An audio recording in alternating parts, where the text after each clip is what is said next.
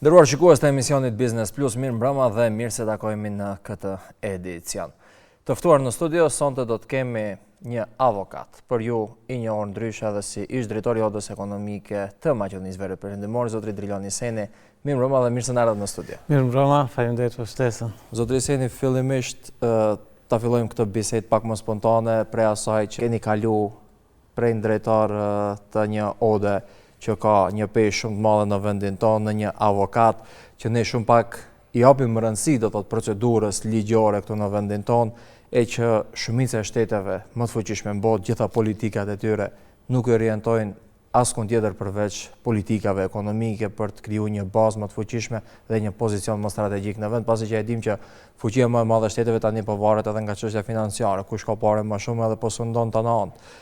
Mund na thush për fillim se cili është këndvështrimi jot për aspektin ligjor në vendin tonë, si është i rregulluar në vendin tonë, pasi që keni pasur edhe pozicion e cekëm më herët si drejtori i Odës, tani si avokat, dhe ku i shihni pengesat më të mëdha në aspektin ligjor në vendin tonë? Edhe një herë faleminderit për ftesën.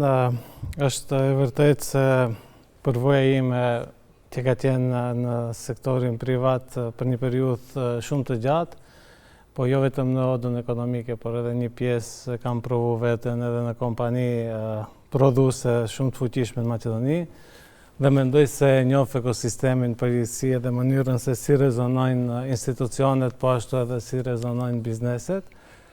Është një përparësi për mua në profesionin e ri që e bëj, pasi që tani di shumë mirë se si rezonon një biznes, si e ka mendimin dhe si është zgjidhja më e mirë për atë. Megjithsesi, rrjedhimi logjik i angazhimit tim profesional do ishte që tani, nëse dikur i ka mbrojt mënyrë institucionale bizneset, tani dal me një fushë betejë tjetër në baza individuale të mbroj kompanit. Megjithsesi, ky bashkëpunim është evident në punën time. Nëse flasim për ekosistemin ligjor këtu në Maqedoni, po më duhet njëherë të ndërlidhem atë që ju e thatë në fillim, çdo politikë ekonomike nëse nuk mbështetet në infrastrukturën ligjore nuk mund të prodhojë rezultate të mira për ekonominë, pasi që ligji dhe ekonomia janë dy anë të ndryshme të medaljes që e plotësojnë njëri tjetrin, dhe rrjedhimisht politikat ekonomike janë një, ku definojnë masat, vizioni i shtetit se çka duhet të bëhet, çka duhet të arrihet për një periudhë afatmesme apo afatgjatë, ndërsa ligji është ai që i përcakton rregullat e lojës, atë që themi krijimin një ambienti të bërit biznes. Dhe rrjedhimisht kjo është një aspekt krucial, veçanërisht te pjesa e operimit të bizneseve, derisa sa fillojnë të operojnë.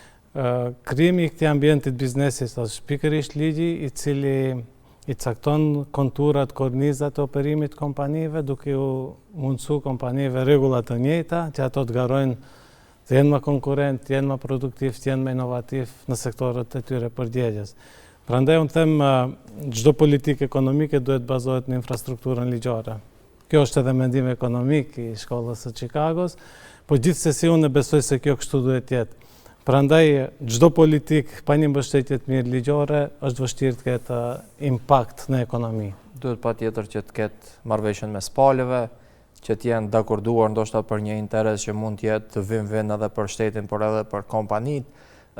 Sa realisht, pasi që i shohim nëpër fushata zgjedhore, çdo cikël, partitë politike vizitojnë odat ekonomike, qoftë ata shqiptare, qoftë ata maqedone, por sa realisht dëgjohen, pasi që keni qenë edhe vetë aty dhe mund na cekni ndoshta edhe me një shembull më konkret, sa realisht dëgjohen kërkesat e odave ekonomike që përfaqësojnë zërin e bizneseve në aspektin ligjor, kur qeveria do të përpilon një ligj, a është në dëm bizneseve apo është në të mirë, dhe ai ndëgjon kërkesat e sektorit afarist. Tani këtu ka dy momente të rëndësishme, para në definimin e ligjeve dhe dyta në zbatimin e ligjeve në praktik, ajo që njihet si shteti i së drejtës. Odat ekonomike në të kaluarën ka pasur raste kur edhe janë dëgjuar prej anës së qeverive, pushtetit ose partive që kanë ngaruar në gara zgjedhore, Dhe gjithsesi rezultatet mund të jenë me amplituda, dikun të ka pat rezultat, dikun të jo.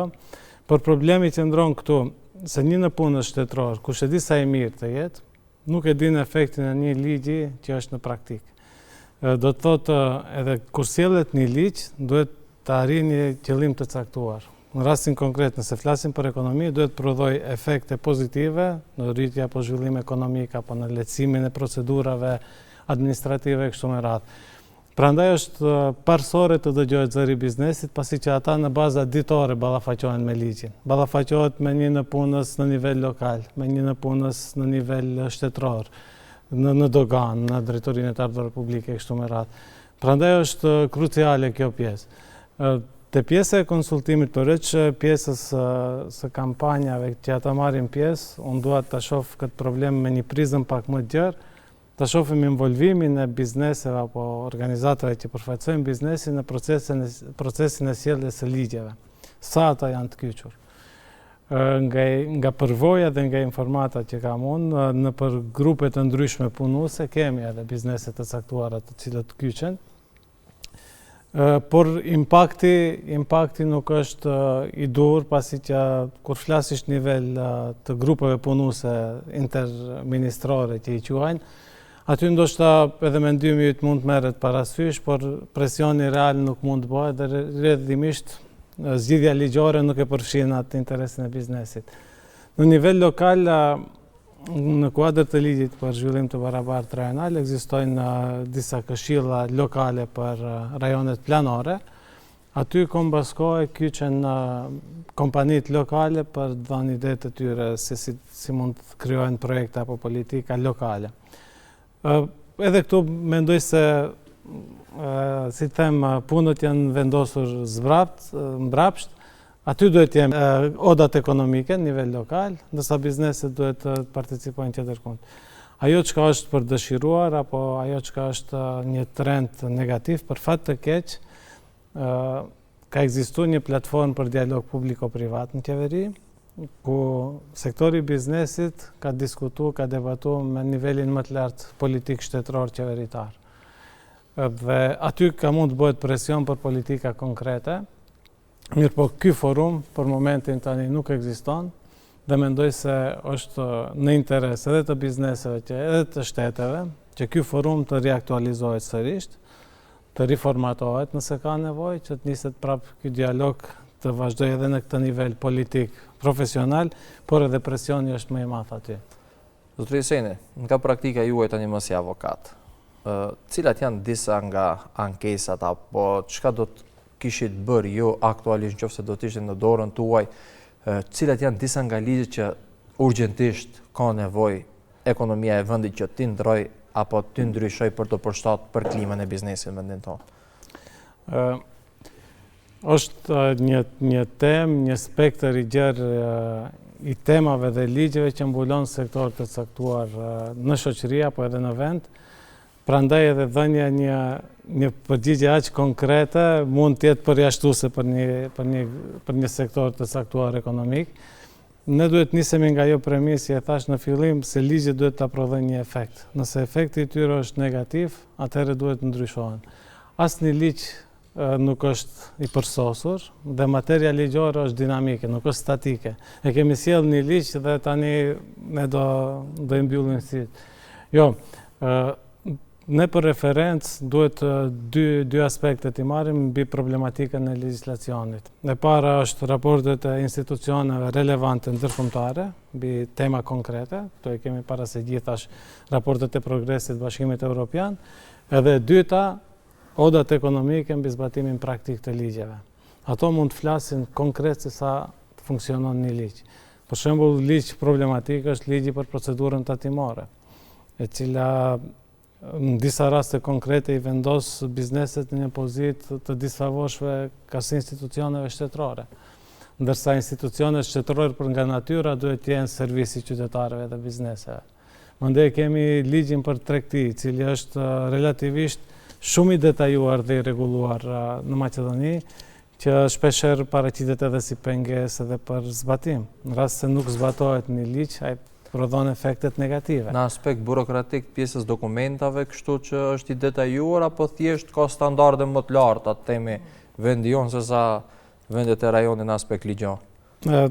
Aty bëhet fjalë për teknikën e shkrimit ligjeve. Shtetet e avancuara i shënojnë përjashtimet nga ligji. Ndërsa ne këtu i shënojmë cilat janë rregullat për një ligj. Dhe ndoshta Maqedonia është tash me një fazë kur duhet të mendojë edhe pjesën e deregullimit që njihet si proces i Bashkimit Evropian, edhe Bashkimi Evropian e ka kaluar këtë fazë, ka bërë rregullim të çdo profesioni, të çdo lëmie ekonomike, dhe mandej ka parë që ato rregulla të tepërta ngulfasin biznesin. Edhe ka filluar procesin e deregullimit.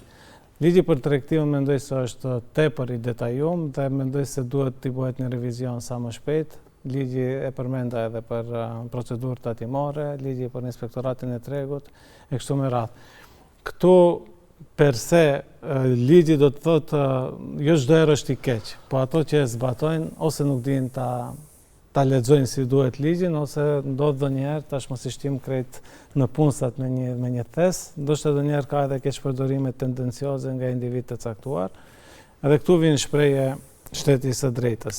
Sa ligjet janë të zbatueshme në një nivel të njëjtë në vende të ndryshme. Po thu që ka ngecja në këtë aspekt. Po. Një prej ankesave më të mëdha të kompanive vendore, e dim ne që nga koha e doing businessit, kur dolëm favorit që Maqedonia është vendi më i preferuar për të bërë biznes, e deri më tash ankesa e bizneseve çdo herë është që janë të diskriminuar nga investitorët e huaj. Në aspektin që ju jipen toka me qira më lirë, ju mbulojnë kontributet, 50% rrogës ndoshta ndonjëherë ja subvencionojnë punëtorëve, e kështu me radhë, shumë përfitime që bizneset vendore rënd që mund të arrijnë deri tek ato përfitime. Në aspekt ligjor edhe ekonomik, sa i bën dëm kjo ekonomisë vendin nëse ne kushtimisht e favorizojmë një kompani të huaj, ndërsa këta vendore i cënojmë në aspekt financiar? Tërheqja e investimeve të huaja ka qenë një prej koncepteve, mund të jetë edhe politike ekonomike, të një qeverie ndoshta 15 vite më herët, ndoshta edhe më shumë, e cila ka pasur një qëllim të caktuar. Uljen e numrit të papunësuarve në Maqedoni. Dhe me atë premis janë koncipuar edhe pakot e incentivave apo lehtësimeve që i kanë në bizneset e huaja. Në praktik, ligji në një farë mase bën barazimin e investitorëve të huaj dhe atyre vendor, ligji do të thotë. Mirë, por praktika dëshmon diçka tjetër. Dhe kjo është destimuluese për bizneset lokale. Pse? Në rastin e investitori huaj, përveç këtyre beneficioneve që i përmendet ti, lehtësimet tatimore, stimulimin e numrit të punës apo kontributin apo mbështetjen në investimeve në teknologji, gjitha mund t'i bojnë edhe bizneset vendore. Mirë po, kompanitë e huaja, për shkak të brandit apo për shkak të imazhit që e sjellin prej jashtë ose për hir të ndonjë interesi tjetër, kanë një akses më të lehtë në administratën shtetërore dhe ato krejt procedurën e kryejnë nëpërmjet një sportelit. Do të thotë, nëse vjen një investitor nga Anglia këtu në Maqedoni, një sportel e fillon punën dhe e kryen deri në fund. 6 miliard. E këto është po. Në orë, shpejt që të 6 miliard me një sportel, nëse do të arrijet kjo marrëveshje. Nëse do të arrijet zbatohet. Ndërsa për një biznes lokal, ky sporteli nuk ekziston. Po, ekzistojnë 100 sportele tjera. Po, 100 sportele ose mos them 1000, tani mos jemi shumë pesimist. Dhe këtu të zbatimi praktik ne kemi problem. Ose të aspekti infrastrukturor. Sa mund të jetë i barabartë një biznes i zonës Vizbegut me një biznes që operon në zonën ekonomik-industriale Shkupi 1 ose 2, ose në zonën e Tetovës. Nuk mundet të jetë i barabartë, për shkak se shteti favorizon një farforme edhe në aspektin infrastrukturës. Dhe këtu është momenti, ndoshta është dashur më herët, që ta bëjnë një prerje, një rezimim të rezultateve qeveria, mbi atë se sa ja vlen e kaq shumë ti mbështetin bizneset e huaja, investitorët e huaj, dhe ku është efekti në ekonomi. Mos e mbase ndoshta nëse bizneset vendore do të mbështeten deri në atë nivel, ndoshta efekti do të jetë më i madh dhe gjithsesi do të jetë më i madh, pasi që kontot e llogarive bankare bizneset i kanë këtu. Nësa bizneset tuaja gjithë profitin e tërheqin jashtë. Tash ishte edhe një procedurë më duket shpejt që shumë shtete perëndimore kanë që 50% profitit, edhe nëse shkon të investojsh në vendin tjetër, kushtimisht nga Maqedonia në Gjermani, duhet ta mbash atje, ndërsa këtu tek ne nuk e di si është procedurë ligjore rregulluar me ligj. Për momentin nuk ka ndonjë obligim të tillë për investitorët e huaj. Do të thonë mundën ta tërheqin gjithë profitin që realizojnë dhe ta dërgojnë në vendin ku ata marrën ndoshta obligime kombasko për të bërë investime në teknologji të reja, diçka ose kushtet ndoshta ata fillestarë që për si ka aplikuar, ndoshta edhe si e ka paraport në etapa biznesi, mirë po që e pas ka atë lirin për të tërheqë kreditimin. Ka fleksibilitet maksimal, po. Zotëri Seni, cilat janë kontestet më të mëdha, do të thotë, në aspekt ligjor mes palëve, pasi që përfaqësoni sigurisht edhe bizneset, dhe anës së shtetit me institucionet shtetërore, ku më shumë janë ankesat dhe sa është e vështirë që ndoshta të fitohen raste kundër shtetit nëse ka një biznes problem me institucionet shtetërore. Nga praktikat që e shohim tani veçanërisht viteve të fundit, në Maqedoni kontestet kryesisht kanë të bëjnë me drejtorinë e të ardhurave publike, për shkak se kemi të bëjmë me kthimin e tatimit kryesisht apo edhe me vendimet ndryshme që i merr ky institucion, që i prekin direkt kompanit me inspektoratin e tregut, kombas kohë për implementimin e disa ligjeve që janë relevante në sektor më të caktuar. Tani marr si temat përgjithshme, jo se këto janë të vetmet. Edhe bizneset kanë pasur një periudhë ose vitin e fundit kanë pasur pak kënaqësi me ligjin për mbështetje financiare të investimeve, pasi që nuk realizohet me dinamikën e paraparë.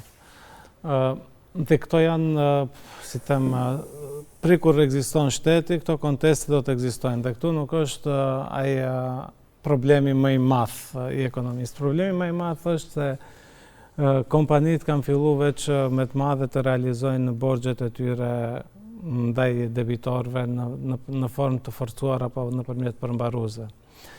Nëse një kompani që është shumë serioze, 20 vjet në treg, me një qarkullim të madh multimilionësh dhe mundohet të realizojë një borxh ndaj kreditorit ndaj debitorit në fakt nëpërmjet përmbaruesit, kjo dëshmon një fakt se kompanitë kanë problem me rentabilitetin dhe kanë problem me mjetet likuide në Maqedoni dhe këto rastet janë të shumta.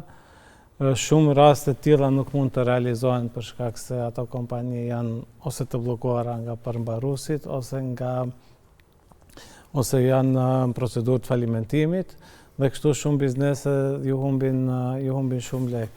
Prandaj këtu relacioni i autoriteteve tatimore të Maqedonisë duhet të jetë shumë më proaktiv ndaj biznesit, veçanërisht në pjesën e kthimit të VSH-s, duhet t'u kthej bizneseve në kohë pasi që mungesa e mjeteve likuide aty ju pengon që edhe të realizojnë investimet kapitale apo edhe të funksionojnë në baza ditore atë se kanë nevojë.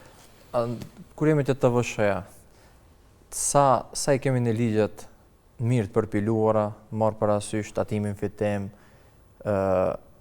tatimin për investim që janë ata, gjitha tatime do thotë, a janë mirë të rregulluara dhe si qëndrojmë me rajonin, zotëri Seni, pasi që keni qenë në notën ekonomike, a jemi ne shtet i mirë strukturuar në aspektin tatimor? Për fat të keq, nuk hapen diskutimet mbi sistemin tatimor në Maqedoni. Ta marrim atë fotografinë më të lartë. Maqedonia ende ka ngel me ato konceptet e mëhershme që i ka bërë dhe nuk e ndjekën Bashkimin Evropian. Tash lëmia e tatimeve është shumë e gjerë, te pjesa e TVSH-s poshtë lart është e njëjtë si viset e rajonit. Te pjesa e tatimit në fitim diçka, te pjesa e kontributeve për punëtorët është diçka më e shtrenjtë se viset e rajonit. Prandaj edhe pjesa e tatimeve është ideologji ekonomike që duhet dikush lart atje në pushtet ta definojë se si do ta zhvillojë këtë ekonomi. Shtetet e zhvilluara kanë edhe tatime progresive dhe koncepte tjera.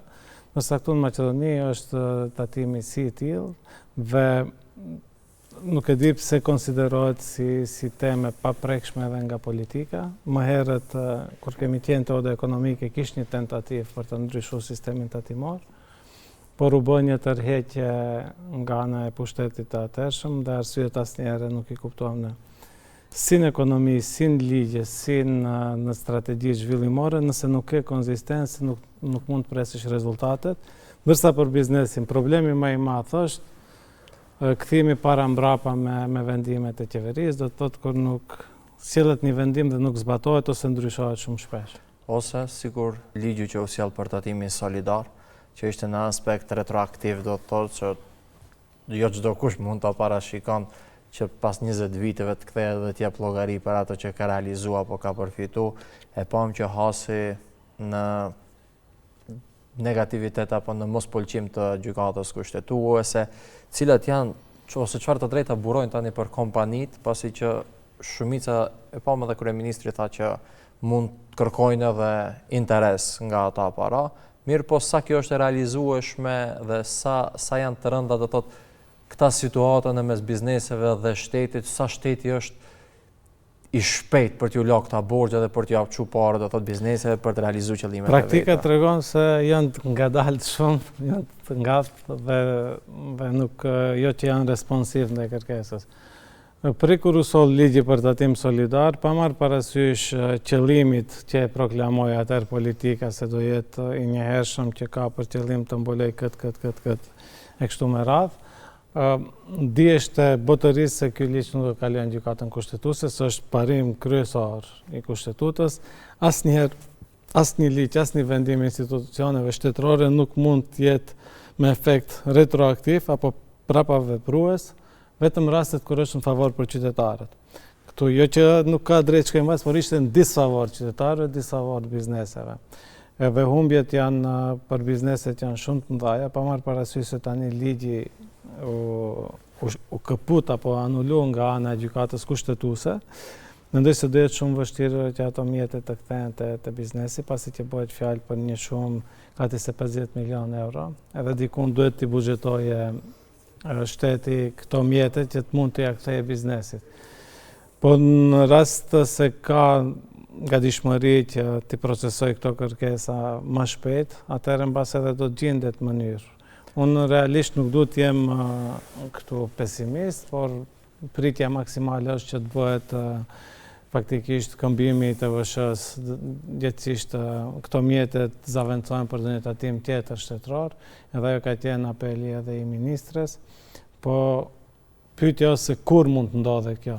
Ndërsa në biznes koha është resursi kryesor dhe çdo vonesë, pa marrë parasysh që ligji jep, ligji për marrëdhënie detyrimore dhe të drejtën e bizneseve që të kërkojnë interes për ato mjetet që ja kanë mbajtur shtetin në mënyrë të padrejtë. Unë nuk besoj se bizneset kanë interes të kërkojnë interesin, por kanë interes të ju kthejnë lekët që sa më shpejt të shtin funksion ato. Do thotë opsioni është që ndoshta edhe nga tatimi që duhet paguajnë kompani që mos t'i deri dhe në ata para. Reduktohet pjesa e tatimit pjesërisht. Për sa vite mund të reduktohet ky borxh 50 milion euro, kushtimisht një kompani që jep 50 milion euro? Këtu në fakt shumë e përgjithshme është 50 milion, me sa e di unë kompania që më shumë ka paguajt tatim solidar është dikun mes 4 dhe 5 milion, nuk e di ta saktë se kishte një metodologji të kalkulimit. Për sa kohë do t'i kthehet ky borxh nëpërmjet tatimeve? Ligji e parashef që brenda 5 viteve të mund të kërkojë një subjekt juridik që të kthehet ky borxh. Gjithsesi këto janë në mjete që bizneset ja paguajnë shtetit, ja avansojnë paraprakisht ose në emër të tatimeve ose në mënyrë të gabuar. Dhe ligji parashef kornizën kohore 5 vite. Me atë që biznesi për këto 5 vite duhet ta ketë një qarkullim relativisht lartë, që të mbërrinë me një normë tatimore e cila do Çka nëse ndodh që biznesi nuk realizon atë qarkullim, ose ka rënë qarkullimi dhe do t'i ulet norma e tatimit në shtet? Atëherë do kalojnë 5 vite dhe shteti do thotë këtu mbaroi, ti kena kthy sa ti kena kthy edhe këto lekët ti keni humbë. Për fat keq ligji parashef këto dy afate 5 dhe 10 vite, ndërsa praktika dëshmon se gjithmonë brenda 5 vite vjetërsohet e drejta për biznese që të kërkojnë kthimin e mjeteve që i ka marrë shtetin në atë mënyrë, ka një mendim të Gjykatës Supreme të Maqedonisë, e cila thotë se për këto mjetet ju takon qytetarëve, pasi që normalisht ligji i shef si qytetarë gjithë, ju takon edhe norma e interesit, mirë po praktika dëshmon se gjithmonë është favorizu institucioni publik arshi biznese. Kush guxon me shku me lyp interes të shtetit? Zotëri Seni, një ligj i cili nuk gjen zbatim praktik, e që është një nga ligjet ndoshta më të mira për të krijuar një balans zhvillimeve të rajoneve të Maqedonisë, është ligji për zhvillim të barabartë rajonal, i cili parasheh që 1% e buxhetit të derdhat në zonat ku janë më pak zhvilluara, duke stimuluar atë zonë për të ngritur ekonomikisht dhe ndoshta për të rritur edhe ekonominë në mënyrë më konkrete për rajonet caktuara. Ligji për zhvillim barabartë rajonal është një ligj i cili buron nga strategjia për zhvillimin rajonal të Maqedonisë, për zhvillimin e barabartë rajonal.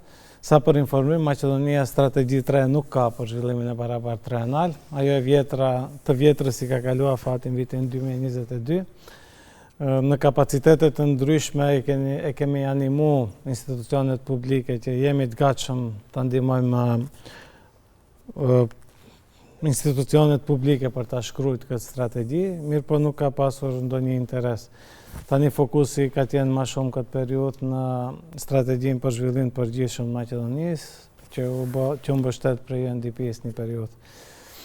Ky ligj është në parim një ligj i mirë, i cili parashef që mjetet e buxhetit të disperzohen në rajonet planore zhvillimore të Maqedonisë, varësisht prej indeksit të zhvillimit të tyre rajonal, edhe ne këtu e kemi thënë disa herë, po është botërisht e njohur se ekziston një disparitet i madh zhvillimor mes rajoneve planore të ndryshme, edhe Shkupi tani për fat të keq nuk është vetëm një qytet, një shtëpi, si ta quaj, një vend banimi qytetarë, por është edhe biznesi i Maqedonisë krejt, gati se gjithçka është shumë të ndryshme. Dhe kjo faktikisht mandej reflektohet edhe në zona të tjera, do të thotë në çdo zonë tjetër të Maqedonisë, biznesi është më i dobët, aktiviteti ekonomik është më i dobët. Ky ligj parashef infrastrukturë edhe ligjore, edhe institucionale, dhe problemi që është identifikuar me vite këtu, asnjëherë shteti nuk ka investuar 1% ligjor të bruto prodhimit vendor për këtë qëllim. Kemi bërë një analizë me stafin e ODA-s një periudhë, dhe maksimumi që ka arrit Maqedonia një periudhë të bëjë investime për këtë qëllim ka qenë 20% e 1%. Do të thotë nëse sot Maqedonia duhet të investojë diku të mbi 100 milion euro, maksimumi që është arrit ka qenë 20 milion euro një vit, vitin 2019, më duket ajo llogaritet si investimi më i madh. Po këtu ku qëndron problemi? Problemi është institucional edhe te mekanizmat e kontrollit. Institucional, sa institucionet publike lokale kanë kapacitet për të realizuar këto projektet, pasi që në administrat mund të shohësh një numër të madh të punonjësve, por nuk janë adekuat për pozitat që i kanë, dhe këtu bëhet fjalë për kapacitetin absorbues dhe administrues mjeteve të shtetit, që shumë komuna nuk e kanë. Edhe dyta është mekanizmi i kontrollit të këtyre mjeteve. Shpeshherë për fat keq është keq përdorur nga politika kjo, mungesa e këtij mekanizmit për të monitoruar se si shpërndahen këto mjete. Dhe çdo herë politika ka thonë, po e kemi obligimin ne t'japim 100 milion, po ne kemi investuar 200 milion euro, kemi investuar te rrugët, kemi investuar në projektet infrastrukturore etj. Dhe asnjëherë kjo nuk ka qenë e pastër apo e qartë për vitin 2019 kush ka qenë zona më pak e zhvilluar? Rajoni më pak i zhvilluar? Rajon më pak i zhvilluar vazhdon të jetë Veri Lindor, rajoni Kumanovës dhe Likovës. A janë investuar atëherë çata 20 milion kushtimisht 20% 1% në atë rajon? Sipas statistikave po, mirë po nëse ndahet vlera në 8 rajone planore në bazë numrit projekteve, mund të shohim se impakti është gati se inekzistent. Kënd duhet ta mbajmë përgjegjës, zotëri Seni? Ne e dimë që nëse ne e shkelim një ligj, do na vi gjoba. Por nëse shteti nuk e zbaton këtë ligj, a mund kërkojmë përgjegjësi dhe cilat janë rrugët ligjore për të zbatuar këtë ligj që 1% i GDP-s të shkon në zonat më pak zhvilluara. Këtu mendoj se presionin më të madh mund ta bëjë politika dhe odat ekonomike. Në aspekt ligjor, them ka paqartësi se në çfarë zëra buxhetor duhet mlidhen këto mjetet. Në mungesë të këtij mekanizmi asnjë nuk mundesh ta fajsojsh ti qeverinë se s'ka investuar 100 milion. Se me statistikat e veta mund del Maqedonia që ka investuar 250 milion. Mirë po ligji është koncis. Thot vetëm për këtë qëllim do të investohen 1% i brutoprodhimit vendor. Dhe realisht këtu është ajo amullia më e madhe që... Po dhe nuk mund të thot qeveria që nesër kemi ndërtuar një shkollë janë investu 5 milion. Këtu kemi qel një qertë atje 7 milion edhe i fut në atë shumën e tërësishme që e ka kryer. Byroja për zhvillim barabart rajonal nëse transformohet në agjencion, se këtë janë një prej rekomandimeve që kemi bërë në taj studimi, atëherë do të ketë më shumë hapësirë për gjeneru projekte dhe për siguru mjete vetanake nga donatorët e huaj. Mirë po mungesa e në instrumenti, një mekanizmi i cili do të matë konkret sa mjete janë destinu për këtë qëllim nga buxheti, ku janë harxuar, në cilin rajon planar për cilat projekte, nuk ka një vullnet politik ende nga askush që ta bëj këtë. Kena çështje më të rëndësishme.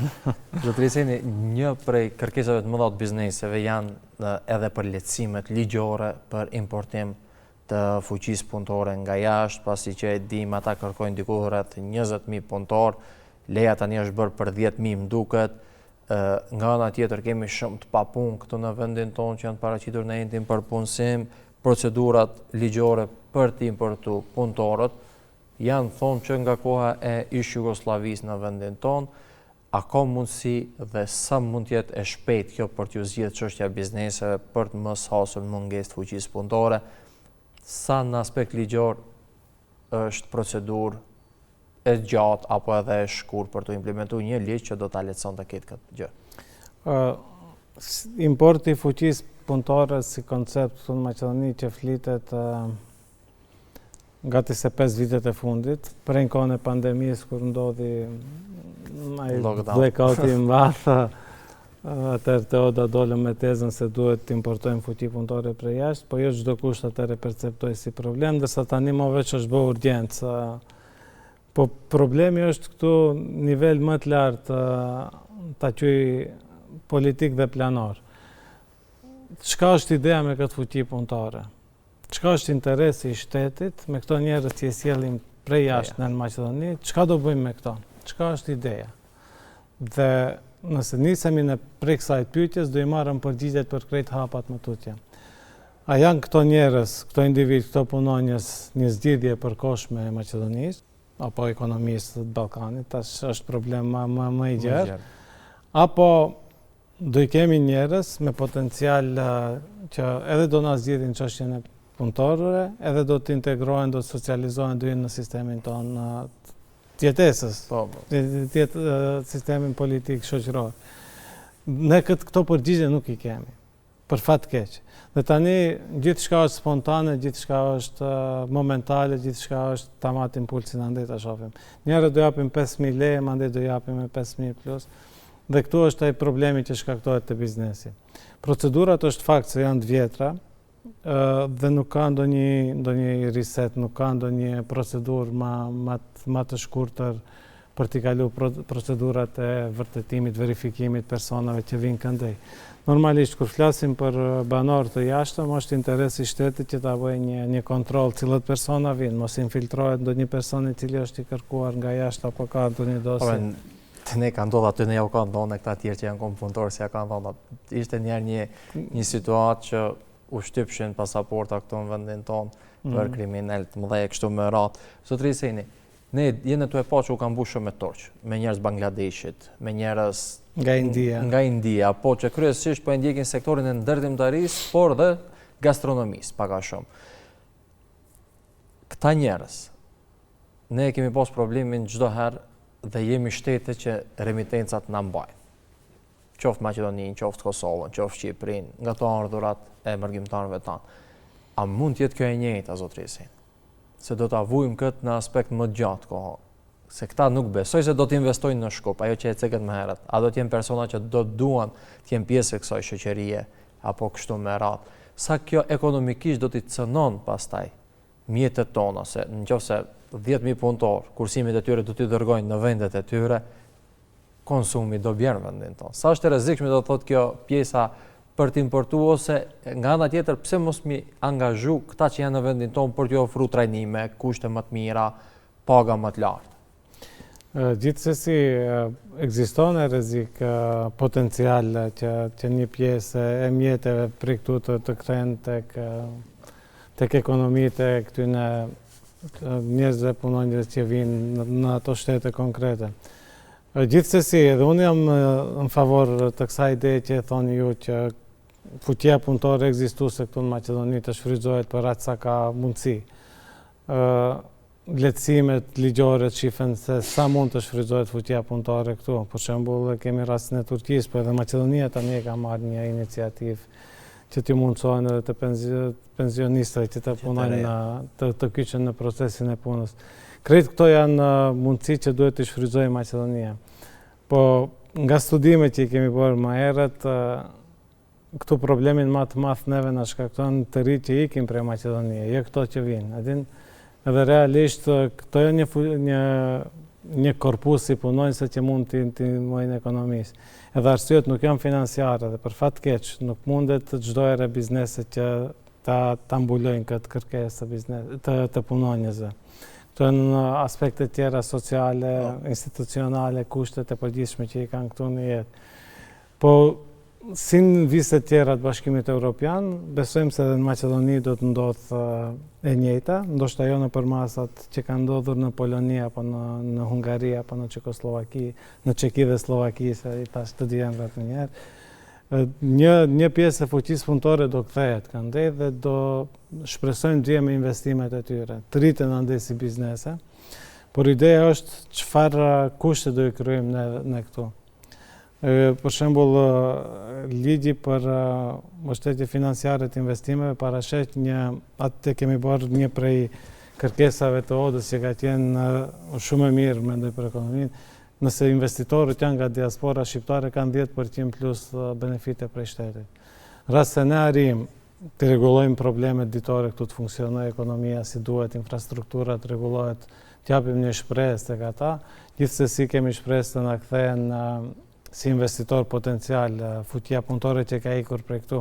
Ajo ka ndodhur në Poloni. Polonia një kohë të gjatë. Po tash po shohim në Kosovë po ndodh. Po edhe në Kosovë. Në Kosovë është ndodhur në mas të madhe, do thotë shohim që e kanë zhvilluar Kosovën sidomos mërgjimtar.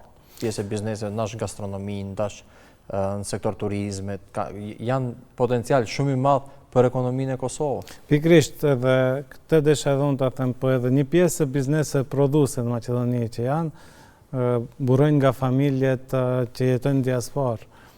E kanë mësuar atje zanatin ta qysh prej misht. Ka formu kapitale dhe ka ardhur dhe prapë i plason në Bashkimin Evropian ose atje ku ka jetuar. Dhe këto janë shembuj pozitiv që ndoshta do i stimulojnë edhe tjerët të kthehen këndej. Po gjithsesi mesazhi, po sinjali që duhet ta dërgojë shteti te këto njerëzit, ose në Maqedoni po ndodh ndryshimi, po ndodh pozitiviteti, po ndodh një trend i cili shkon nga më e mira. Për shembull, kemi rastin e Shqipërisë me gjithë defektet që i ka, me gjithë problemet që i ka. Gjithsesi ai trendi është pozitiv, është në një rrugë e cila të rrek njerëzit. Prandaj edhe ne indikator më i mirë është për të rrek ato ku do të jemi të suksesshëm në rrugën e integrimeve evropiane, ndërsa rruga e integrimeve evropiane gjithsesi përfshin shtetin e së drejtës, pavarësinë e gjyqësorit, institucione administrative efikase e kështu me radhë. Zotëri Seni, të falenderoj shumë që ndatë kohë për qenë pjesë e këtij emisionit Business Plus. Faleminderit, gjithmonë kënaqësi. Faleminderit shumë. Nderuar shikues, ne këtu do ta përmbyllim këtë emision, bashkë miropafshim në emisionet e tjera, natën e mirë.